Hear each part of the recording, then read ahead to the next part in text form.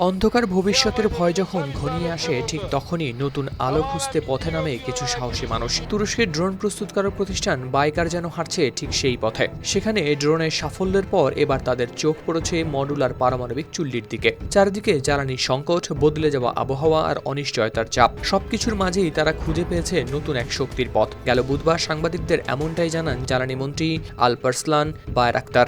আলপারসলান জানান, তুরস্ক সরকার 2050 সালের মধ্যে মোট 12টি প্রচলিত পারমাণবিক চুল্লির মাধ্যমে তাদের বিদ্যুতের 10 থেকে 15% উৎপাদন করার পরিকল্পনা করছে।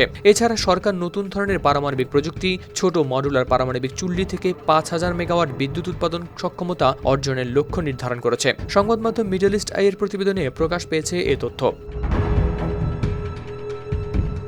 মন্ত্রী আরও বলেন, শুধু প্রযুক্তি নয়, আঙ্কারা সাজাচ্ছে নতুন আইনও, যাতে শর্ত পূরণ করলে বেসরকারি প্রতিষ্ঠানগুলো বানাতে পারে প্রোটোটাইপ। বাইকারের চেয়ারম্যান সেলচুক বায়রাক্তার মনে করেন, এই নতুন জ্বালানি যুগে পারমাণবিক শক্তিই হবে ভবিষ্যতের চাবিকাঠি। তার ভাষায়, তুরস্ক এখনও তার আসল জায়গায় পৌঁছায়নি। সেই পথে হাঁটতে হলে তৈরি করতে হবে হাজারো প্রকৌশলীকে।